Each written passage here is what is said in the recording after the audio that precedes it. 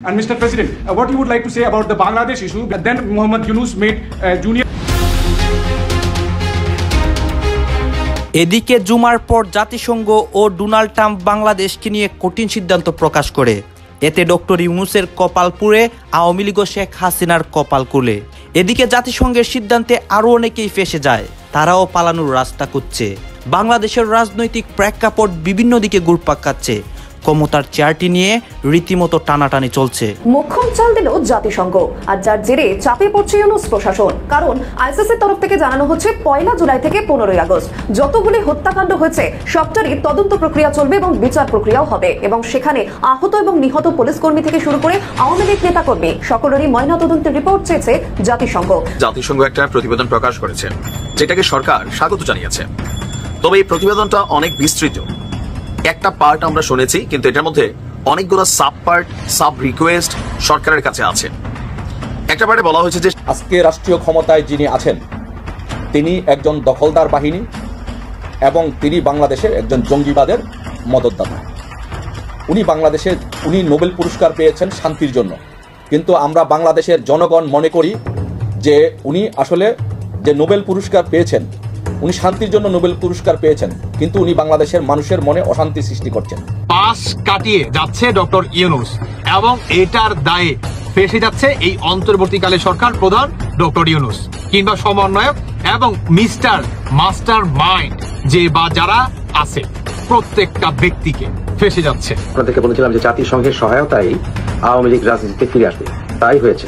গতকাল রিপোর্ট এসছে যে জাতিসংঘ বলেছে বাংলাদেশের ডক্টর ইউনূসের সরকারকে তারা যেন কোনো রাজনৈতিক দলকে নিষিদ্ধ না করে, তো আওয়ামী লীগকে তারা যেন নিষিদ্ধ করার কোনো রকম পদক্ষেপ। সমন্বয়কদের পরিকল্পনা, তাদের যে প্ল্যান, পুরোটার উপর একটা ঠান্ডা পানি ঢেলে দিছে এই জাতিসংঘের মানবাধিকার বিষয়ক যে আওয়ামী লীগকে একটা গ্রিন চেক, আমরা গ্রিন চেক বা গ্রিন সার্টিফিকেট বলতে পারি, দিয়ে দিচ্ছে এই জাতিসংঘের সিদ্ধান্তে তুলপাড় হচ্ছে বাংলাদেশ।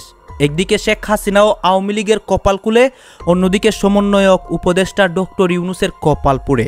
গাইজ, আপনারা সবাই জানেন জাতিসংঘ বাংলাদেশকে নিয়ে একটা প্রতিবেদন প্রকাশ করেছে, এবং এই প্রতিবেদনের মাধ্যমে অনেক কথা লিখেছে, ডক্টর ইউনূসের উপর অনেক চাপ পড়েছে। এইগুলা নিয়ে কিন্তু অনেক তাণ্ডব চলছে বাংলাদেশের মধ্যে। আওয়ামী লীগ কর্মীরা রাজপথে নেমে যায় এবং তারা অনেক কিছু করে। ডক্টর ইউনূসও কিন্তু একটা কঠিন সিদ্ধান্ত নেন। এইসব বিষয়ে পর্যালোচনা করে আমরা অনেক তথ্য পাই এবং ভিডিও পাই, সেইগুলোই কিন্তু আপনাদের সামনে এক এক করে ধারাবাহিকলি তুলে ধরবো। ভিডিওটা কিছুটা লং হবে, কিন্তু অনেক তথ্য জানতে পারবেন। সর্বশেষ ডক্টর ইউনূস কি করেন জাতিসংঘের চাপের মুখে পড়ে, অন্যদিকে শেখ হাসিনা ও আওয়ামী লীগের কিভাবে বিজয় হয় এবং তারা কিভাবে বিজয় মিছিলগুলা করছে, আপনারা সবকিছু দেখতে পারবেন। আসুন দর্শক, আপনাদের জন্য আমি যে ক্লিপগুলা রেডি করেছি সেইগুলো আগে দেখে আসি, এবং ভিডিও শেষে আমাদের গুরুত্বপূর্ণ মন্তব্যগুলা করি। ফেঁসে যাচ্ছে এই অন্তর্বর্তীকালে সরকার প্রধান ডক্টর ইউনূস কিংবা সমন্বয়ক এবং মিস্টার মাস্টার মাইন্ড যে বা যারা আছে প্রত্যেকটা ব্যক্তিকে ফেঁসে যাচ্ছে। কিভাবে? আপনারা অনেকেই জানেন, যখন নাকি আমাদের বাংলাদেশে জুলাই মাসে গণহত্যা হয়, কিংবা বিশেষভাবে 5 আগস্টের পরে এই অন্তর্বর্তীকালে সরকার আপনার যে সমস্ত অরাজকতার সৃষ্টি চালায় বাংলাদেশে 10 থেকে 12 দিন, যেভাবে পুলিশ গণহত্যা করে, থানা লুটপাট করে, এবং আপনার আওয়ামী লীগের নেতাকর্মীদের গুম করে কিংবা গণহত্যা করে, তাদের বাড়িঘর লুটপাট করে, আগুন দিয়ে পুড়িয়ে দেয়, সংখ্যালঘুদের উপরে আপনার অত্যাচার, সমস্ত কিছুর হিসাব আপনার চাইছে এই জাতিসংঘ। তাহলে ডক্টর ইউনূস ফেঁসে যাচ্ছে কিভাবে? দর্শক বন্ধুরা সবাই একটু মনোযোগ দিয়ে শুনবেন। সেটার প্রথম হচ্ছে, যখন নাকি 5 আগস্টের পরে আপনার শেখ হাসিনার পতন হয়, তখন কি আপনার এই অন্তর্বর্তীকালে সরকার আপনার যে আইসিসি, আপনার আন্তর্জাতিক যে ট্রাইব্যুনাল আছে, যা আপনার আইসিসির যে আপনার প্রধান যে আছে মিস্টার আপনার করিম, তিনি হচ্ছে ডক্টর ইউনূসের বন্ধু বান্ধব, এবং এই বন্ধু বান্ধবের সুবাদে ডক্টর ইউনূস কি জাতিসংঘ কিংবা আন্তর্জাতিক ট্রাইব্যুনালের কাছে সহায়তা চায়, এটার গণহত্যার বিচারের দাবি জানায়। ঠিক তাহলে এখন কেন ডক্টর ইউনূস পাশ কাটিয়ে যাচ্ছে, কিংবা তিনি কেন ফেঁসে যাচ্ছে? এটার প্রথম কারণ হচ্ছে আন্তর্জাতিক আইসিসি যে ট্রাইব্যুনাল আছে, এটার যে আপনার মেন যে গুড়াটা বা যে মেন যে ব্যক্তিটা, সেটি হচ্ছে অন্তর্বর্তীকালে সরকারের বন্ধু মিস্টার করিম খান, কিংবা আপনার জাতিসংঘের যে আন্তর্জাতিক যে ট্রাইব্যুনাল আছে, ওইটা যে আপনার চিফ প্রসিকিউটর আছে, উনিও কি অন্তর্বর্তীকালে সরকারের বন্ধু বান্ধব। তাহলে আসলে ফেঁসে যাচ্ছে কিভাবে? সেটি হচ্ছে ডোনাল্ড ট্রাম্প তিনি যখন ক্ষমতায় আসে, এই আপনার মিস্টার করিম থেকে কিংবা যে আপনার আন্তর্জাতিক ট্রাইব্যুনালের যে আপনার যে চিফ প্রসিকিউটর আছে, সবাইকে ব্যান করে দেয় এবং সবাইকে আইনের আওতায় আনে এই আপনার ডোনাল্ড ট্রাম্প। তাহলে ফেঁসে কিভাবে যাচ্ছে আপনার এই অন্তর্বর্তীকালে সরকাররা? সেটি হচ্ছে জাতিসংঘের কাছে যখন নাকি 5 আগস্টের পরে অন্তর্বর্তীকালে সরকার দরখাস্ত করে আপনার সঠিক বিচারের দাবি জানায় কিংবা এই গণহত্যার বিচারের দাবি জানায়, ঠিক তখনই জাতিসংঘ আপনার প্রশ্ন করে যে জুলাই মাসে কিংবা 5 আগস্টের পরে বাংলাদেশে যেভাবে থানা পুড়িয়ে দেয়, পুলিশ গণহত্যা করে, আওয়ামী লীগের নেতাকর্মীদের বাড়ি পুড়িয়ে দেয় বা তাদেরকে গণহত্যা করে, তাহলে এটার বিচার কেন হবে না? মানে টোটালি তিনি মানে 5 আগস্টের পরে যেভাবে গণহত্যা করছে, মব জাস্টিস করছে, বাংলাদেশে কে মনে করেন জ্বালিয়ে পুড়িয়ে একটা জঙ্গি হামলা করছে, এটা টোটালি পাশ কাটিয়ে যাচ্ছে এই অন্তর্বর্তীকালে সরকার। এখন জাতিসংঘের প্রশ্ন হচ্ছে যে আপনারা বলতেছেন যে আপনাদের উপরে অত্যাচার করছে বা আপনাদের ছাত্রদের উপরে গণহত্যা চালাইছে, তাহলে 5 আগস্টের পরে আপনারা যে থানা পুড়িয়ে দিচ্ছেন, পুলিশ গণহত্যা করছেন, আওয়ামী লীগের নেতাকর্মীদের আপনারা গণহত্যা করছেন কিংবা তাদের বাড়িঘর লুটপাট করছেন কিংবা এখন পর্যন্ত এটা চলমান, কিংবা আপনার সংখ্যালঘুদের উপরে অত্যাচার, লুটপাট, বাড়িঘর মানে হামলা বিভিন্ন প্রতিষ্ঠানে, এটার বিচার কেন আপনি দিচ্ছেন না? মানে ডক্টর ইউনূস আপনার এই 5 আগস্টের পরে যে গণহত্যা চালাইছে, যে জঙ্গি হামলা চালাইছে, টোটালি কি জাতিসংঘের কাছে এটা একদম নাই বানায় ফেলাইছে। এবং জাতিসংঘ আরেকটা মজার বিষয়, সেটি হচ্ছে জাতিসংঘ আরেকটা প্রশ্ন করে, সেটি হচ্ছে অন্তর্বর্তীকালে সরকার যে আপনার আইনমন্ত্রী আছে ডক্টর আপনার আসিফ নজরুল, উনি কেন 5 আগস্ট থেকে আপনার 11 থেকে 12 আগস্ট পর্যন্ত আইন করে কি কেন আপনার এটাকে নিষেধাজ্ঞা করে দিল যে আপনারা এই সরকারের বিরুদ্ধে কেউ কোনো জিডি করতে পারবেন না, সমন্বয়কদের বিরুদ্ধে কেউ কোনো থানায় মামলা করতে পারবে না, এবং মামলা যে করতে যাবে তাকে গ্রেফতার করা হবে এবং তাকে আইনের আওতায় আনা হবে? কেন কেন এটাকে বন্ধ করে দেয়, আইন করে বন্ধ করে দেয়?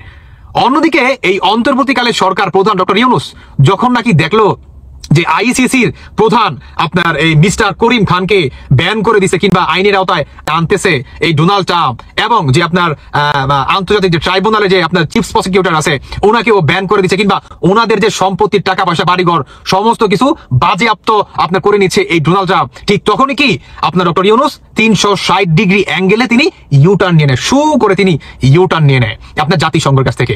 এখন জাতিসংঘ থেকে প্রতিনিয়ত ডক্টর ইউনূসকে চাপ দিচ্ছে যে 5 আগস্টের পরে যে গণহত্যা, পুলিশ হত্যা এবং থানা জ্বালিয়ে পুড়িয়ে কিংবা লুটপাট করা, থানা থেকে অস্ত্র লুটপাট করা, এটা কেন এই অন্তর্বর্তীকালে সরকার বিচার দিচ্ছে না?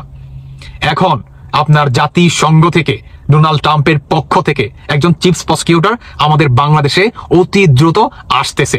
অন্যদিকে আসার পরে আমাদের বাংলাদেশে যারা নাকি গণহত্যা চালাইছে, আওয়ামী লীগের উপরে, আপনার পুলিশের উপরে, যারা নাকি মানে এই পর্যন্ত আর কি গণহত্যা শিকার হয়েছে, সবাইকে কবর থেকে লাশ উঠাবে এই জাতিসংঘ এবং ময়না তদন্ত করবে। তারপর যে রিপোর্টটা যখন আসবে তখন আপনি কল্পনা করতে পারেন প্রতিটা হত্যার, প্রতিটা লাশের ময়না তদন্ত হিসাব চাইছে এই জাতিসংঘ ডক্টর অন্তর্বর্তীকালে সরকার ডক্টর ইউনূসের কাছে। এবং যখন নাকি দেখলো যে অন্তর্বর্তীকালে সরকার ডক্টর ইউনূসের বন্ধু বান্ধবরা কিংবা তাদের বন্ধু বান্ধবদের আপনার মানে ঘাড়ের ভিতরে দইরা আপনার ডোনাল্ড ট্রাম্প আটকায় ফেলছে, তখন কি এই আপনার কি বলে এই আপনার ডেভিড হান্ট নামে একটা আইন করে কি সমস্ত কিছু দাবিয়ে রাখার চেষ্টা চালায় এই অন্তর্বর্তীকালে সরকার। তাই তো বলি যে হঠাৎ করে এই ডেভিড হান্ট কেন চালাচ্ছে এই অন্তর্বর্তীকালে সরকার? আপনাদের অনেকের মনে আছে কিনা জানি না, 1971 সালে আপনারা ঠিক আমার এক্স্যাক্টলি আর কি টোটালি আর কি সময়টা আমার মনে আসতেছে না, সেটি হচ্ছে পাকিস্তানের আমলে যখন নাকি শেখ মুজিবুর রহমান আপনার একটা চাইছিল, বাংলাদেশটাকে স্বাধীন করতে চাইছিল, তখন কি এই পাকিস্তানি হানাদার বাহিনীরা আপনার কি বলে এই লাইট সার্চ নামে একটা কি আমাদের বাংলাদেশে একটা আপনার তদন্ত চালায়। সেই তদন্তের মাধ্যমে বাংলাদেশে আপনার হাজার হাজার মানুষ মারছে এই আপনার এই পাকিস্তানি বাহিনীরা। এবং 1971 সালের সেই পর থেকে 2025 আইসা ডেভিড হান্ট নামে আপনার মানে জরুরি অবস্থানে ডক্টর ইউনূস যায়। ডেভিড হান্ট নামে যদি আমরা চালাতে পারি তাহলে বাংলাদেশের যত আওয়ামী লীগের নেতাকর্মীরা আছে বা যারা নাকি এটার প্রমাণ আছে, প্রুফ আছে, সমস্ত কিছু কি দমিয়ে রাখার চেষ্টা চালায় এই অন্তর্বর্তীকালে সরকার। তাই তো বলি যে হঠাৎ করে বাংলাদেশে কেন এই ডেভিড হান্ট চালিল? এখন বুঝতে পারছেন এই ডেভিড হান্ট তারা কেন চালাচ্ছে? এটা আপনার রিজন কি? রিজন হচ্ছে আপনার অন্তর্বর্তীকালে সরকারের যে আপনার বন্ধু বান্ধব আছে, আইসিসির প্রধান আপনার মিস্টার করিম খান কিংবা আন্তর্জাতিক ট্রাইব্যুনালে যে আপনার চিফ প্রসিকিউটর আছে, সবাইকে কি আপনার বাজেয়াপ্ত করে কিংবা আইনের আওতায় আনতেছে এই আপনার ডোনাল্ড ট্রাম্প। এটার জন্যই জাতিসংঘ যখন নাকি আপনার কিংবা এই ডোনাল্ড ট্রাম্পের পক্ষ থেকে আমাদের বাংলাদেশে নতুন কোন আপনার আইসিসির প্রধান আসবে বা আপনার পাঠানো হবে কিংবা আপনার কোন চিফ প্রসিকিউটরকে আমাদের বাংলাদেশে পাঠানো হবে, যখন নাকি এটা তদন্ত করে দেখবে কিংবা আপনার রাষ্ট্রদূতকে পাঠানো হবে, যখন নাকি সমস্ত কিছুকে আপনার ইনকোয়ারি করে দেখবে, তখন তো এই অন্তর্বর্তীকালে সরকার তো ফেসে যাবে, তাই না? এটার জন্যই, এটাকে দমিয়ে রাখার জন্যই এই ডেভিন হাল্ট নামে একটা কি আপনার সার্চ লাইট 1971 সালের মতো সেই পাকিস্তানের মতো সার্চ লাইট আর এই 25 আইসা ডেভিন হাল্ট তৈরি হয় না, যাতে সমস্ত কিছু দমিয়ে রাখা যায়। আরে ডক্টর ইউনূস ফেসে গেলেন না, ফেসে গেলেন। 12টা বাজবে, 12টা কি বাজবে, প্রত্যেকটার 12টা বাজবে। এই ডক্টর ইউনূসকে ভাবছিলাম যে উনি ভালো মানুষ, কিন্তু এই বইরা খাটাসের ভিতরে যে এত শয়তানি, এত কিছু জানতাম না। তবে দর্শক বন্ধুরা, এটা ক্লিয়ার যে অন্তর্বর্তীকালে সরকার প্রধান ডক্টর ইউনূস তিনি কি গুরুতরভাবে ফেসে যাচ্ছে। এই আন্তর্জাতিক ট্রাইব্যুনাল কিংবা আইসিসির যে আপনার যারা নাকি ছিল সাবেক, সবাই তো ফাঁসতেছে, অন্যদিকে ডক্টর ইউনূসও ফাঁসতেছে জাতিসংঘকে ইগনোর করার জন্য। যে আপনার 5ই আগস্টের পরে যে অনাকাঙ্ক্ষিত ঘটনাগুলো ঘটছে, এইগুলা কেন বিচার হবে না, কিংবা এটার রিপোর্ট কেন দিচ্ছে না এই অন্তর্বর্তীকালে সরকার, কেন দিচ্ছে না, কিংবা আইন করে এদের বিরুদ্ধে কেউ কোনো পদক্ষেপ নিতে পারবে না। কারো উপরে যদি জানের হামলা আসে, সে থানায় গিয়ে জিটি করতে পারবে না, আর পুলিশ প্রশাসনের কোনো সহায়তা নিতে পারবে না। কেন করে? যখন নাকি প্রশ্নটা আসবে তখনই তো 12টা বেজে যাবে এই বুইয়া খাটাসদের। দর্শক বন্ধুরা, এটা ক্লিয়ার যে জাতিসংঘ থেকে বড় একটি বাম্বু আসতেছে এই অন্তর্বর্তীকালে সরকার প্রধান ডক্টর ইউনূসের প্রতি।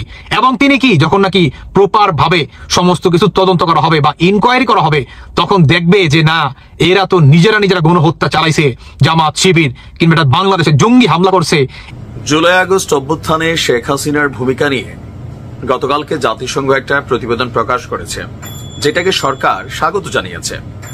তবে এই প্রতিবেদনটা অনেক বিস্তৃত। একটা পার্ট আমরা শুনেছি, কিন্তু এটার মধ্যে অনেকগুলো সাব পার্ট, সাব রিকোয়েস্ট সরকারের কাছে আছে। একটা পার্টে বলা হয়েছে যে শেখ হাসিনার নির্দেশেই আপনার জাতিসংঘ যে তদন্ত প্রতিবেদন, যে ওনার নির্দেশেই আপনার কি বলা যে এই হত্যাকাণ্ডগুলো গঠিত হয়েছে, সো তার কঠিন বিচার হবে, এটা তো নিশ্চিত।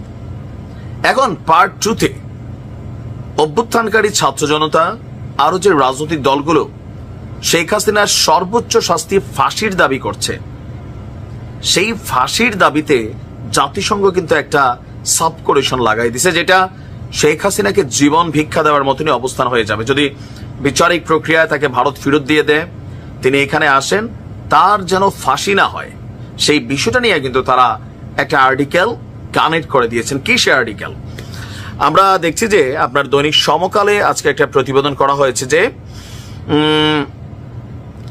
বিচার প্রক্রিয়ায় যদি আন্তর্জাতিক মানদণ্ড পূরণ না করা হয়, আমাদের যে আন্তর্জাতিক অপরাধ ট্রাইব্যুনাল যেটা এই মুহূর্তে গঠিত করা হয়েছে ইউনূস সরকারের আমলে, তো যদি এটার আন্তর্জাতিক মানদণ্ড পূরণ করা না হয়, তাহলে জাতিসংঘের তথ্যানুসন্ধান দলের যে তথ্য উপাত্ত সেটা বাংলাদেশের কাছে তারা দেবে না। প্রতিবেদনে অপরাধীদের চিহ্নিত করা হয়নি, তবে জাতিসংঘ বলছে আমরা প্রচুর তথ্য সংরক্ষণ করেছি, সর্বোচ্চ মান অনুযায়ী এসব তথ্য সংরক্ষণ করা হয়েছে যাতে পরে ব্যবহার করা যায়। তো এখন শেখ হাসিনা বা বাকি যারা আছেন তাদের কি শাস্তি হবে, সে শাস্তি নিয়েও সরকারকে একটা বার্তা দিয়েছে জাতিসংঘ। বক্তব্যটা কি? যে আপনার জাতিসংঘের নীতিমালা অনুযায়ী মৃত্যুদণ্ড বিষয়টি সাংঘর্ষিক। মানবতা বিরোধী অপরাধের বিষয়ে বাংলাদেশের বিচারিক প্রক্রিয়াকে সহযোগিতা করার জন্য রৌরি মুনগাভেন বলছেন যে জাতিসংঘের নীতিমালা অনুযায়ী মৃত্যুদণ্ডের বিষয়টি আমাদের জন্য একটি সমস্যা। আমরা এমন বিচারে সহযোগিতা করতে পারি না যেটা মৃত্যুদণ্ডের দিকে নিয়ে যায়, তবে বিচারের প্রক্রিয়া বিশ্বাসযোগ্য, স্বচ্ছ এবং আন্তর্জাতিক মানদণ্ড মেনে চলার বিষয়েও তিনি জোর দিয়েছেন। আরেক বক্তব্যে তিনি বলছেন আমাদের প্রত্যাশা বাংলাদেশ মৃত্যুদণ্ডের বিষয়টি পুনর্বিবেচনা করবে। কেন? এটি প্রতিশোধের একটি স্থায়ী চক্র তৈরি করে।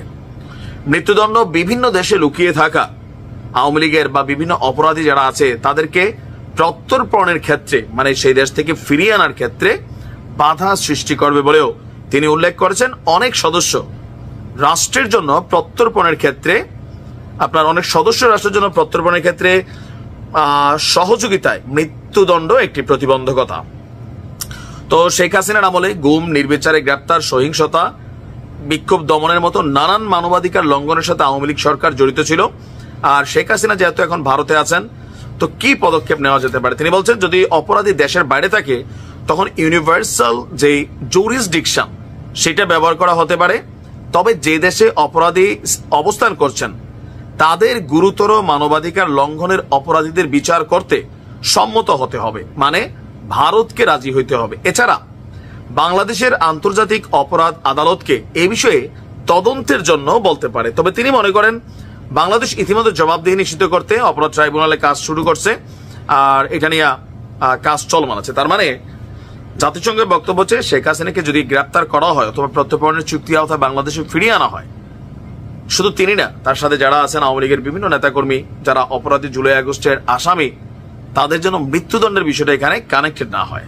কিন্তু আম ছাত্র জনতা, জুলাই অভ্যুত্থানের যারা নায়ক আছে, জাতীয় নাগরিক কমিটি, নিজেদের ব্যক্তি সুরক্ষার জন্য পাশাপাশি তাদের সতীর্থদের মৃত্যুর জন্য শেখ হাসিনা এবং আওয়ামী লীগের নেতাকর্মীদের ফাঁসি তারা নিশ্চিত করতে চায়। কিন্তু এখন জাতিসংঘের এই অংশগুলো এটা কিন্তু একটা বড় ধরনের বাধা হয়ে দাঁড়াবে, আর শেখ হাসিনার জন্য বা আওয়ামী লীগের নেতাকর্মীদের জন্য এটা পজিটিভ ভূমিকা হবে। কেন? যে চাইলেই তাদেরকে কোনো দেশ থেকে আসলে সহজে আনতে পারবে না, কারণ তাদেরকে আনলে মৃত্যুদণ্ড দেওয়া হবে, এই আশঙ্কাটা সরকার মানে জাতিসংঘ করছে। আর দেখা যাক এটার ব্যাপারে আমাদের সরকার হয়তো তাদের অবস্থান প্রকাশ করবে, যেহেতু তারা সুপারিশ করেছে।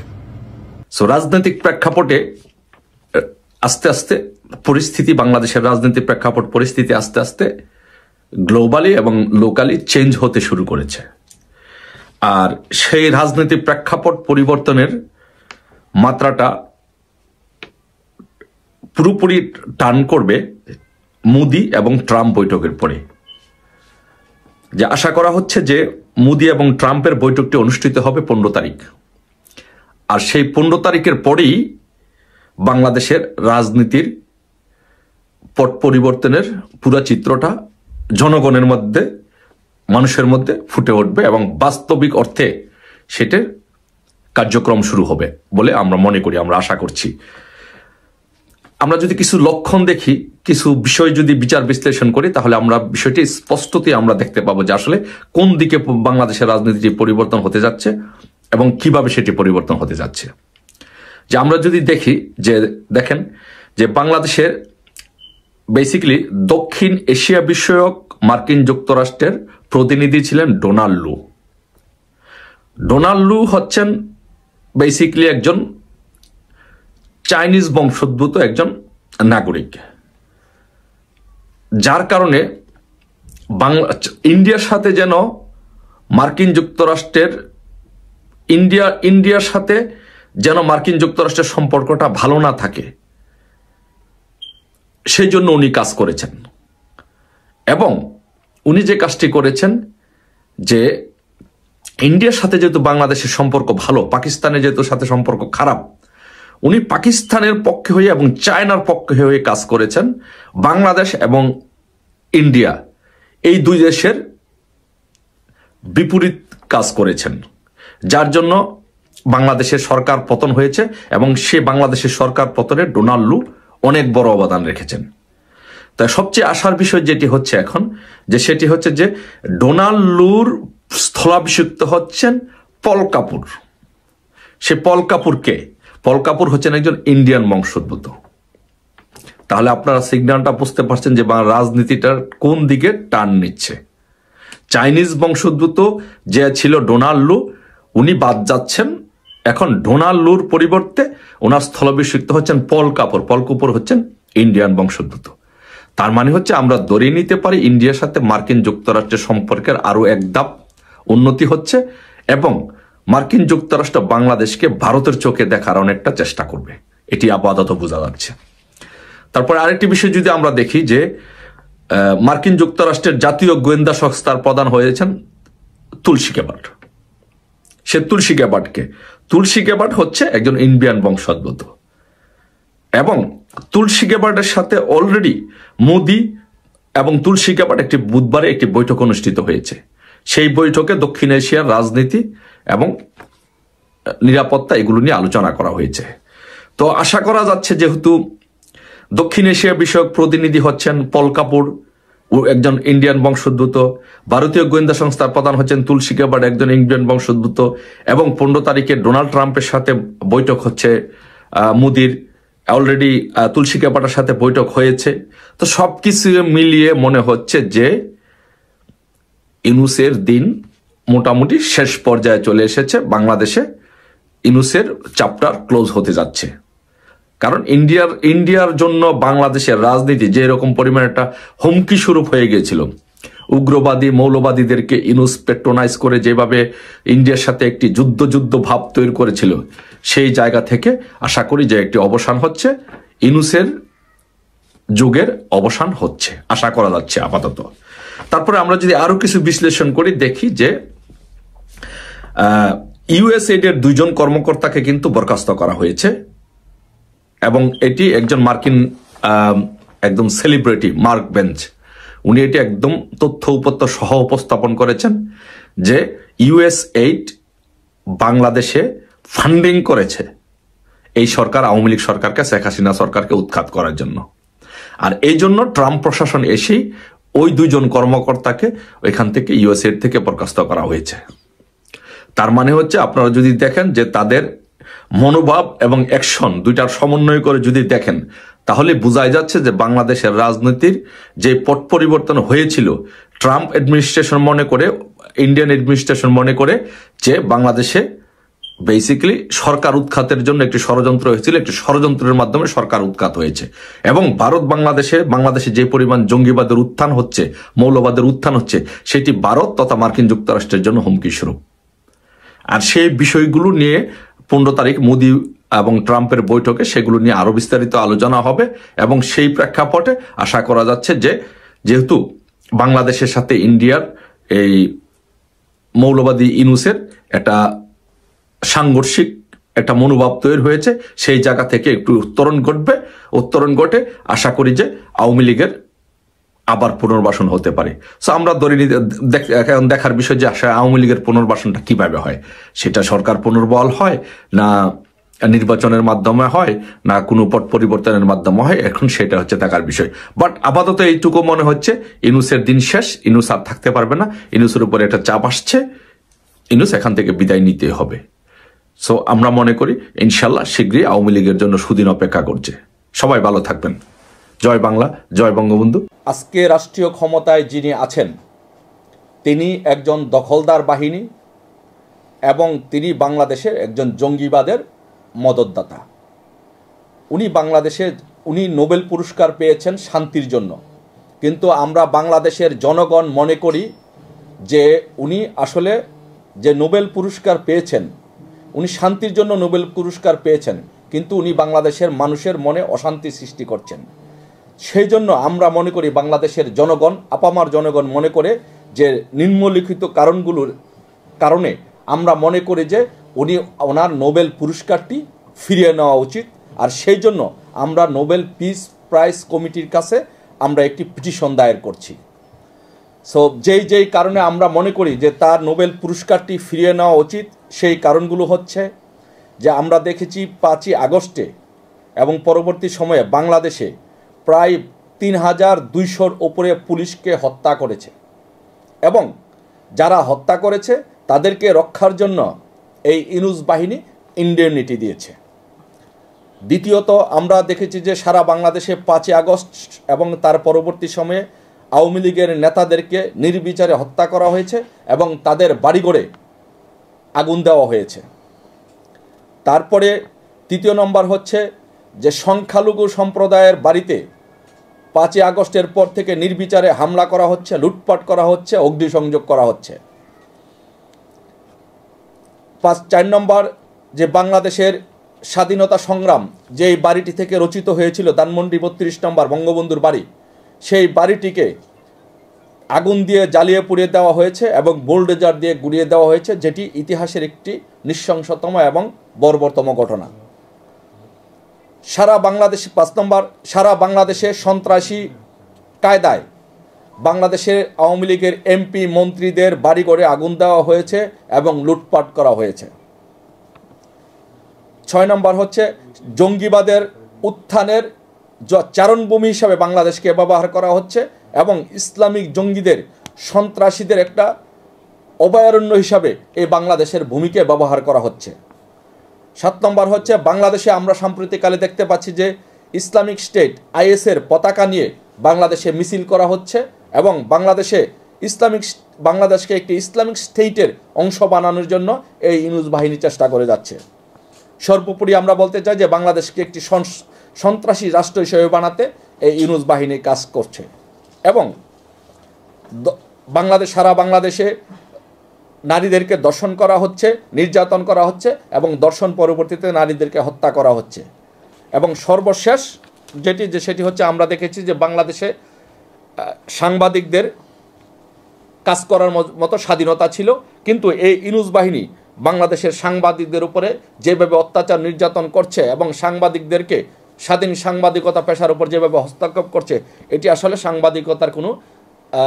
সাংবাদিকতার জন্য একটি নীতি বিবর্জিত একটি কাজ ইউনূস বাহিনী করছে। তো এই কারণগুলোর জন্য আমরা মনে করি, বাংলাদেশের জনগণ মনে করি যে ইউনূস যে শান্তিতে নোবেল পুরস্কার পেয়েছেন, ওনার নোবেল পিস প্রাইজটি ফিরিয়ে নেওয়া উচিত। সেই জন্য আমরা নোবেল পিস প্রাইজ কমিটির কাছে আমরা একটি পিটিশন দায়ের করছি এবং আবেদন জানাচ্ছি। যেটা প্রথমে পাঠাচ্ছি সেটা হচ্ছে যে আমাদের নোবেল পিস প্রাইজ অ্যাওয়ার্ড কমিটিতে ডক্টর মোহাম্মদ ইউনূস সাহেবের যে কর্মকাণ্ড বাংলাদেশে তা নিয়ে যাতে নোবেল পিস প্রাইজ কমিটি এটা বিবেচনায় নেন এবং ওনার অ্যাওয়ার্ডটা রিভোক করার ব্যবস্থা করেন, অথবা ওনাকে এ বিষয়ে শাসিয়ে দেন উনি যা করছেন এটা ঠিক হচ্ছে না। তো আমি আমার সংক্ষেপে আমি যে কাজটা যেভাবে করেছি তার একটা বর্ণনা দিব, কী করছি তাও জানিয়ে দেবো আপনাদেরকে, এবং এটার মূল বিষয়বস্তুটা আপনাদের কাছে তুলে ধরবো যতটুকু সংক্ষেপে তাড়াতাড়ি করতে পারি। Thank you. ডক্টর মোহাম্মদ ইউনূসের নেতৃত্বে বাংলাদেশে যে অসাংবিধানিক সরকার রয়েছে তার অধীনে যেসব ভয়াবহ মানবাধিকার লঙ্ঘন সংঘটিত হয়েছে এবং হচ্ছে গত প্রায় 7 মাস, তা গোটা বিশ্ব দেখছে এবং দেখেছে। এই সময়ে বাংলাদেশে যে ভয়াবহ মানবিক বিপর্যয় সংঘটিত হয়েছে তা পৃথিবীর বিভিন্ন গণমাধ্যমে প্রকাশিত হয়েছে। আর এই ডসিয়ারটা আমি তৈরি করেছি এইসব প্রকাশিত খবর এবং প্রতিবেদনের ভিত্তিতে, যা ডক্টর ইউনূসের অসাংবিধানিক সরকারের অধীনে ঘটে যাওয়া মানবাধিকার লঙ্ঘনের ঘটনা ও মানবতা বিরোধী অপরাধের ঘটনাগুলো প্রকাশ করেছে। ডক্টর ইউনূস অনেক খ্যাতিমান মানুষ, বিশ্বজুড়ে তার পরিচিতি রয়েছে এবং তিনি রয়েছেন বাংলাদেশের এখন ক্ষমতায় প্রধান উপদেষ্টা। এখন ডক্টর ইউনূস খ্যাতিমান হন বিশেষ করে নোবেল প্রাইজ পাওয়ার পরে। এখন গতকাল আমরা দেখলাম একটি গ্রুপ লন্ডনে সাংবাদিক সম্মেলনে তারা দাবি করেছে যে ডক্টর ইউনূসের নোবেল প্রাইজ বাতিলের দাবি, এবং এটা নিয়ে তারা একটা পিটিশন তৈরি করেছে এবং সাংবাদিক সম্মেলনে বলেছে যে কি কারণে তারা পিটিশনটা দিতে চাচ্ছে নোবেল কমিটির কাছে, কি কারণে তারা ডক্টর ইউনূসের নোবেল প্রাইজ বাতিল চায়। তো তারা যেসব পয়েন্ট বলছে সেগুলো হলো, তারা কারণ দেখিয়েছে 5 আগস্টের পর 3000 পুলিশকে হত্যা করা হয়। যদিও এই যে 5 আগস্টের পর, কিন্তু আসলে ইউনূস সাহেব ক্ষমতায় বসছেন 8 তারিখ, সুতরাং 5 তারিখ থেকে 8 তারিখের মধ্যে যেগুলো হয়েছে এগুলোর দায় তো তার না, কিন্তু তারা সেটা উল্লেখ করেননি। 2 নম্বর হচ্ছে ইনডিমিনিটি করে যে হত্যাকারীদের রক্ষা করা হয়েছে, সেই জন্য তারা এই প্রাইজ বাতিলের দাবি করছেন। তারপরে আরেকটা পয়েন্ট হলো আওয়ামী লীগ নেতাকর্মী হত্যা, আগুন, লুটপাট, ভাঙচুর, এইগুলোর একটা কারণ নেই। তারপরে তারা বলছেন সংখ্যালঘু নির্যাতন হচ্ছে। তারপরে 32 নম্বর ভেঙে দেওয়া, সারা দেশে আওয়ামী লীগ নেতাকর্মীদের বাড়ি ভেঙে জ্বালিয়ে দেওয়া, সন্ত্রাস তৈরি করা। আরেকটা হলো জঙ্গিবাদ এবং সন্ত্রাসীদের প্রশ্রয় দেওয়া। তারপর তারা বলছেন আইএস এর উত্থান হচ্ছে বাংলাদেশে, তাদের তৎপরতা বেড়েছে এবং বাংলাদেশ সন্ত্রাসী রাষ্ট্র হিসাবে প্রতিষ্ঠিত হচ্ছে।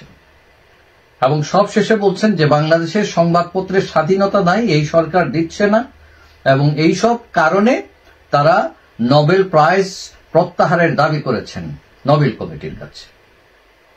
এখন এই পিটিশনটা তারা তৈরি করেছেন, সাংবাদিকদের জানিয়েছেন, এবং আশা করা যায় যে তারা এই সপ্তাহখানেকের মধ্যে সেটা নোবেল কমিটির কাছে পৌঁছে দেবেন। এখন নোবেল প্রাইজ একটা অত্যন্ত এই পৃথিবীর যত পুরস্কার আছে তার মধ্যে হচ্ছে বেস্ট হচ্ছে নোবেল প্রাইজ। এখন এই নোবেল প্রাইজ পেয়েছিলেন ডক্টর ইউনূস শান্তিতে, গ্রামীণ ব্যাংক সহ। গাইজ আপনারা তো দেখলেন এখানে কি কথা হচ্ছে, অনেকে কিন্তু অনেক কথা বলতেছে, অনেকে আলোচনা করতেছে, অনেকে সমালোচনা করতেছে। মানে দেশের যে মানে রাজনৈতিক প্রেক্ষাপট বিভিন্ন দিকে ঘুরপাক খাচ্ছে, অন্যদিকে জাতিসংঘ যে প্রতিবেদনটি প্রকাশ করেছে সেই প্রতিবেদন নিয়ে অনেকে অনেক কথা বলতেছে। সেই প্রতিবেদনের মধ্যে কি কি রয়েছে, মানে জুলাই আগস্টের যে আন্দোলন হয়েছে সেই আন্দোলনের মানে বিষয়ে বিশেষ করে এইটা নিয়েই কিন্তু অনেক লেখালেখি করেছে জাতিসংঘ। অন্যদিকে ডক্টর ইউনূসকে অনেকে বলতেছে যে জাতিসংঘের ছাপের মুখে ডক্টর ইউনূস রয়েছেন। তারা কিন্তু মানে সবসময় বলে আসছে যে জাতিসংঘ নাকি ডক্টর ইউনূসকে চায় না, শেখ হাসিনাকে চায়। এই জন্যই তারা এখন আবারও বলতেছে যে জাতিসংঘের চাপের মুখে রয়েছেন ডক্টর ইউনূস, জাতিসংঘ ডক্টর ইউনূসকে মানে অনেক কিছু করেছে। গাইজ এই বক্তব্যগুলো কিন্তু তারা সোশ্যাল মিডিয়াতে প্রকাশ করে এবং সাধারণ মানুষকে বিভ্রান্তির মুখে ফেলে। এবং আরও অনেক যারা আছেন তারা কিন্তু তাদের বক্তব্যগুলো সঠিক নিয়মে প্রকাশ করে, তারা তাদের কথাগুলো বাংলাদেশকে সামনে এগিয়ে নিয়ে যাওয়ার জন্য সত্যের কথাগুলো তারা প্রকাশ করে। এখানে কিন্তু অনেকের বক্তব্যকেই মানে এখানে কিন্তু আপনাদেরকে অনেকের বক্তব্যই দেখিয়েছি। দর্শক শ্রোতা এতক্ষণ আপনাদেরকে যা কিছু দেখিয়েছি সব কিছু কিন্তু আমরা সোশ্যাল মিডিয়া থেকে সংগ্রহ করেছি। এইখানে আমাদের নিজস্ব কোনো মন্তব্য নেই বা নিজস্ব কোনো সিদ্ধান্ত নেই। এইসব দেখে আপনাদের কি মনে হচ্ছে এবং আপনাদের মন্তব্য কি, এটি কিন্তু আপনারা অবশ্যই কমেন্ট বক্সে লিখে যাবেন। এবং আপনাদের কাছে আমার একটা রিকোয়েস্ট থাকবে, আমার চ্যানেলটি সাবস্ক্রাইব করবেন এবং পাশে থাকা বেল আইকনটি অবশ্যই বাজিয়ে যাবেন, যাতে করে নেক্সট ভিডিওটা সবার আগে আপনাদের কাছে পৌঁছায়। ধন্যবাদ।